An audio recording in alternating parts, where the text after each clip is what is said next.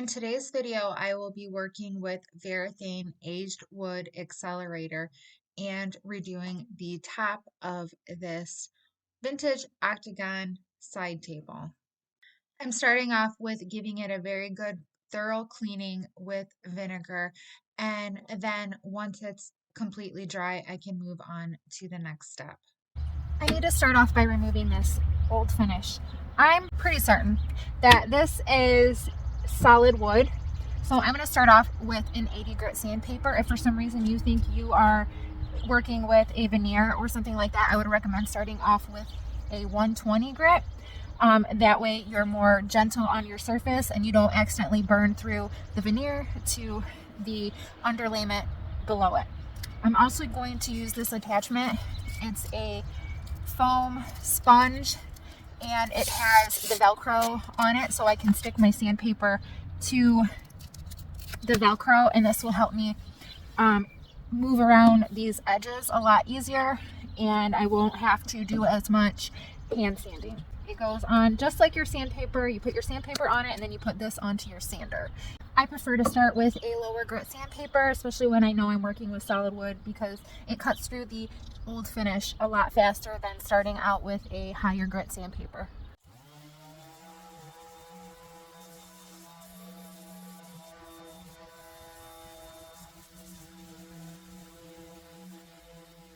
Next, I'm going to switch to a 120 grit sandpaper.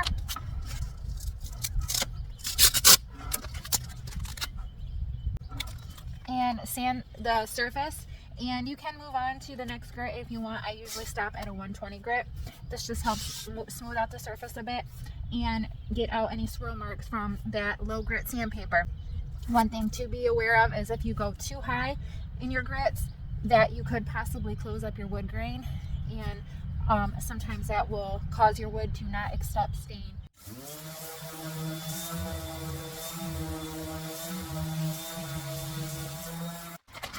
Really handy tools.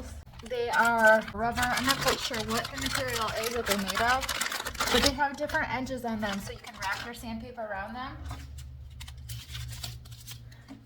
and sand any detailed areas much easier.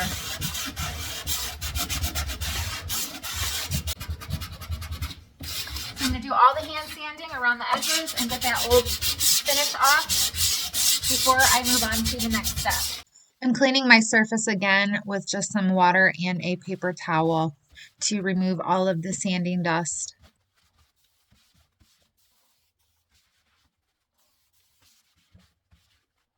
Okay, so first of all, I'm going to stir my Verathane Aged Wood product.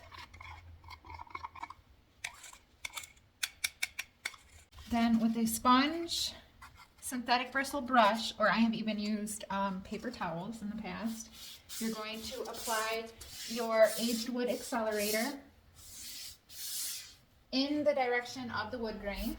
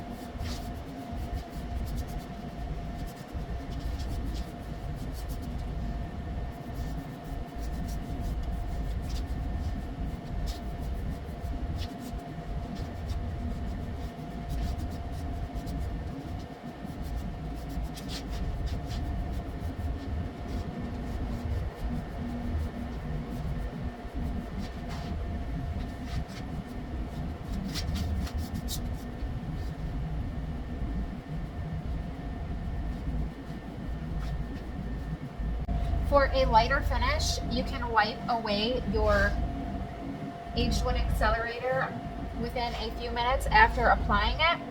Or for a darker finish, leave it set and no wiping is required. and a second coat can be applied 1 hour after applying your first coat, and then 2 hours. After 2 hours, you can apply your top coat. Per the instructions, a lacquer is recommended for your sealer and top coat, but I have used other water-based products and they work well. These are all the tools and things that I use to apply my lacquer. I need a stirring stick to stir my lacquer because it does settle at the bottom, a plastic container to pour my lacquer into, and I also use a lacquer thinner to just add a splash to my clear brushing lacquer, and this just helps thin down my brushing lacquer and just makes it go on so much more easy.